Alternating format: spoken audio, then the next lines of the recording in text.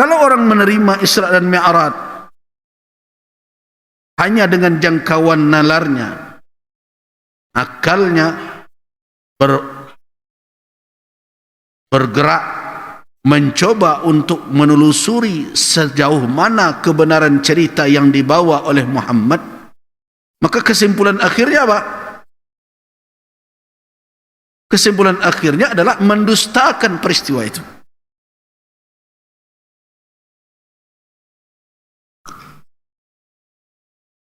Mendustakan.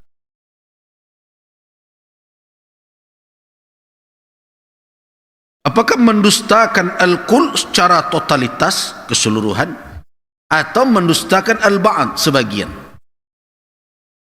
Dan berhati-hati, banyak orang-orang hari ini yang mengaku sebagai pemikir muslim terjebak di dalam sikap yang seperti itu.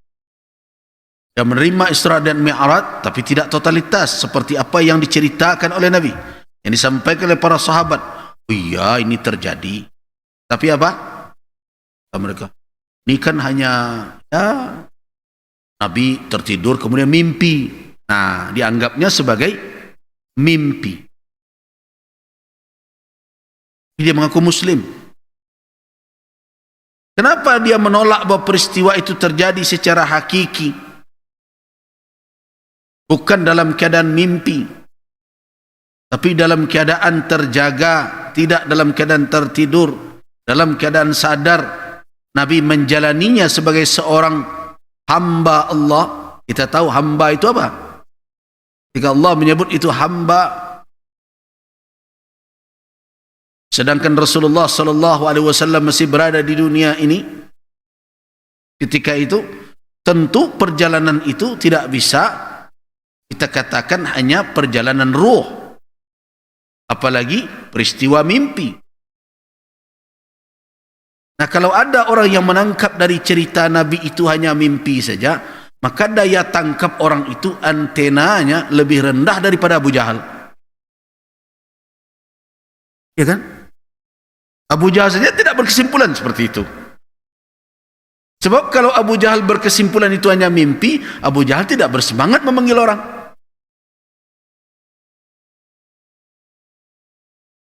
Semangat Abu Jahal itu hilang selesai. Kalau dia berkesimpulan, oh beresian tadi malam, yolah. Orang beresian ala kejauh-jauh nama kayak sulit benawak pikir. Orang bermimpi, ibu-ibu aco lo mimpi pergi ke Jakarta, manjek Tugu Monas guys. Bawa ke mengecian, tak mungkin itu. Ya mungkin namanya beresian, namanya dia bermimpi. Abu Jahal tidak menyimpulkan seperti itu. Nah, ada orang hari ini yang menyimpulkan bahwa Rasulullah hanya bermimpi saja, dia muslim. Maka saya katakan, antena orang rendah loh dari Abu Jahal. Abu Jahal malah memahami peristiwa itu bukan mimpi, karena itu dia bersemangat untuk memanggilkan orang. Apa harapan dia? Mudah-mudahan orang menentang, membatalkan, mengingkari, menolak cerita itu, bertambahlah kawan dia untuk memusuhi Muhammad. Itu yang diharapkan.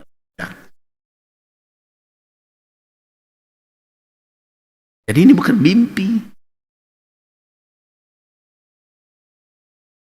Tapi sebagian orang hari ini katakan mimpi. Kenapa berkesimpulan seperti itu? Karena mereka memandang peristiwa ini dalam ranah, hanya dalam ranah ma'qulat, dalam ranah yang akal manusia bisa melakukan diagnosa. Kata mereka katakan itulah yang saintifik, itulah yang ilmiah.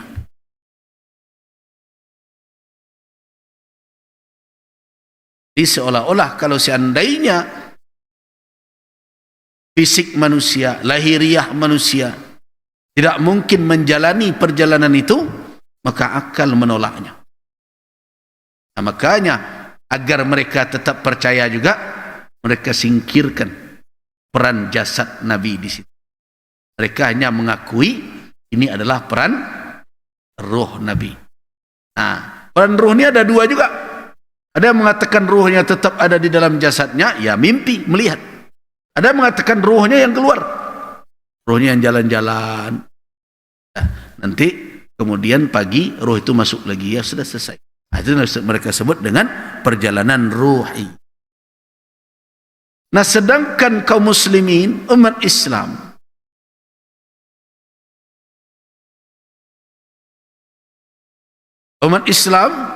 berkeyakinan bahwa peristiwa itu adalah peristiwa yang terjadi pada diri Rasulullah sallallahu alaihi wasallam secara utuh, tidak kurang apapun.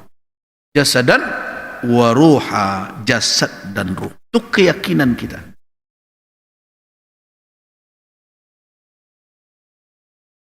Orang akan bertanya, apakah itu logis? Karena hari ini orang sibuk-sibuk belajar tentang logika berumah.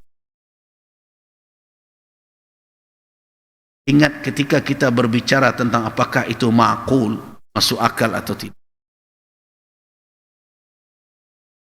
Ketika kita berbicara masuk akal, sebenarnya suatu peristiwa dikatakan masuk akal atau tidak itu bukan berarti sesuatu itu bisa terlihat secara waqi', secara realita dalam kehidupan, di dalam kenyataan saja. Ada yang masuk akal, tetapi waqi'nya tidak terlihatnya ada pada tasawur, kesimpulan kita saja. Mari contoh. Bapak dan ibu-ibu melihat seorang anak kecil. Tidak kenal dia siapa, rumahnya di mana, apalagi orang tuanya. Kemudian ada orang yang berkata, "Bu, percaya enggak, Bu, bahwa anak ini ada bapaknya?" Percaya enggak?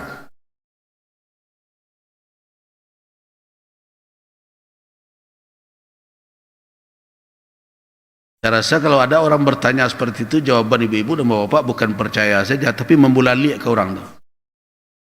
Kecean dia dan tu. Di malu anak ada, bapak ada. Tapi pernah tak ibu lihat bapaknya? Tapi bapak sampai ke akam, tak bisa menolaknya dong.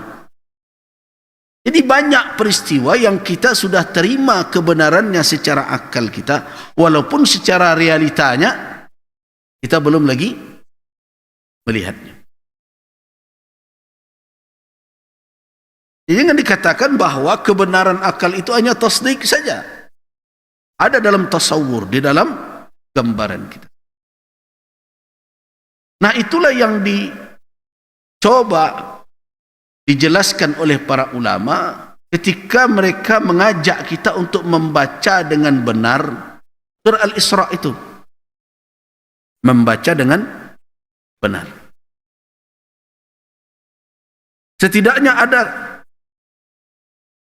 3 kata kunci di dalam surah Al-Isra itu pada permulaannya.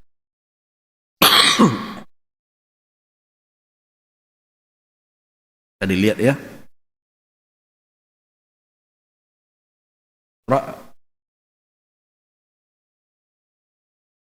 Perhatikan.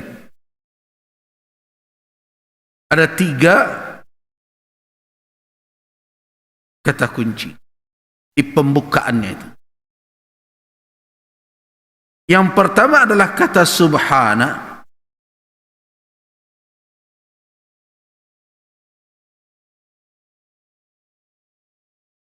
Yang kedua adalah dhamir, kata ganti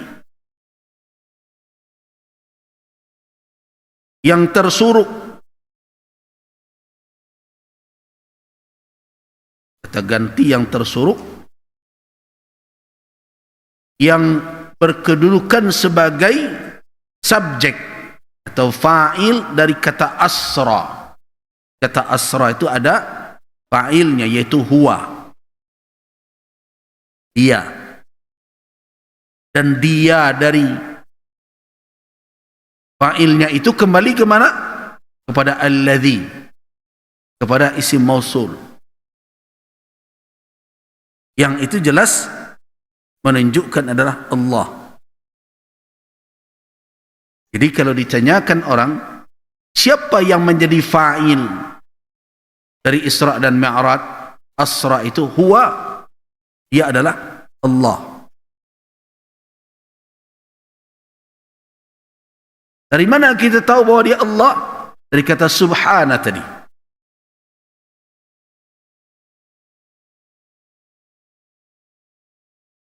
Karena kata subhana hanya dinisbahkan kepada Allah subhanahu wa ta'ala. Kemudian setelah huwa itu ada kata kunci yang ketiga. Apa itu? Abdun. Abdun. Nah, bagaimana memahami tiga kata kunci itu? Supaya kita faham tadi tentang reaksi yang akan timbul. Kata subhana, subhana itu muncul di dalam ayat-ayat Allah subhanahu wa ta'ala litanzihillah, untuk menyucikan Allah subhanahu wa ta'ala. Menyucikan maknanya apa? Bukan berarti Allah tidak maha suci, bukan berarti Allah melekat padanya kekurangan, tidak. Tetapi yang bisa mengotori keyakinan manusia terhadap kesucian Allah, itu makna tanzih. Kan Allah punya sekutu, Allah punya anak, Allah punya istri, Allah punya pembantu berbagai macam yang berserikat Allah dengannya. Apakah Allah subhanahu wa ta'ala menjadi kurang karena itu? Tidak. Yang menjadi kurang apa? Keyakinan manusia yang semestinya bersih dari itulah yang kurang, yang cacat. Mana tanzihillah situ. Jadi kalau ada, ini orang-orang Bani Israel mengatakan yadullah maghlulah, tangan Allah terbelenggu. Apakah pada hakikatnya memang terbelenggu? Ya tidak. Ketika umat Nasrani berkata Allah punya anak, apakah memang pada hakikatnya Allah punya anak? Ya tidak. Seluruh makulat, seluruh perkataan yang disampaikan oleh manusia, ya, bahkan keyakinan yang diyakini oleh manusia yang tidak bersesuaian dengan hakikat Allah subhanahu wa ta'ala yang maha suci, maha esa, itu tidak menjangkau Allah. Jadi jangan dikatakan ketika ada manusia yang mengatakan Allah,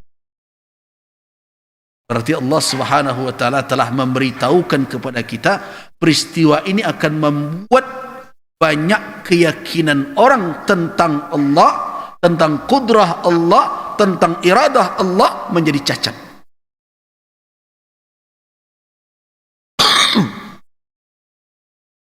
Peristiwa ini, kalau mereka, tapi bersyarat, kok kita tidak cacat? Karena kita tidak menempatkan peristiwa ini hanya dalam batasan nalar yang punya had, yang punya batasan. Jadi baru bisa kita memahami Isra dan Mi'raj tadi, kalau kita tidak mengurung peristiwa ini hanya dalam jangkauan otak kita dan segadang pinang senyawa kah.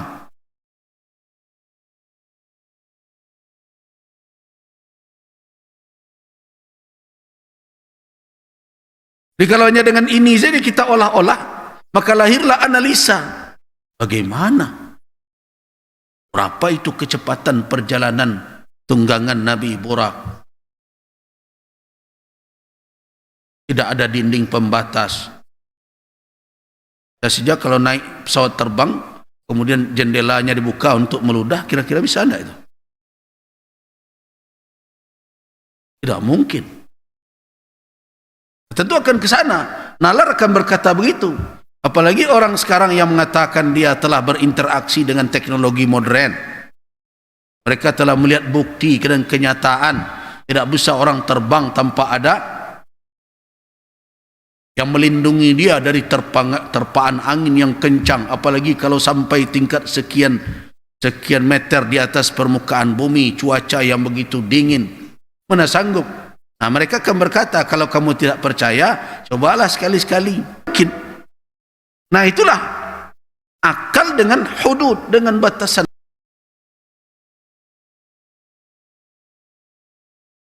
Nah, penolakan kaum musyrikin Makkah, kalau kita baca rincian sejarah tadi, setelah sallallahu alaihi wasallam menceritakan, kan bersemangat betul tuh Abu Jahal, ya Bani Ka'ab bin Lu'ay, gitu kata dia. Hai Bani Ka'ab bin Lu'ay, ayo ke sini. Dengarkan ini, Muhammad mau bercerita pagi ini. Telah diceritakan seorang musyrik. Waktu itu berkata, Al-Mut'im bin Adi namanya.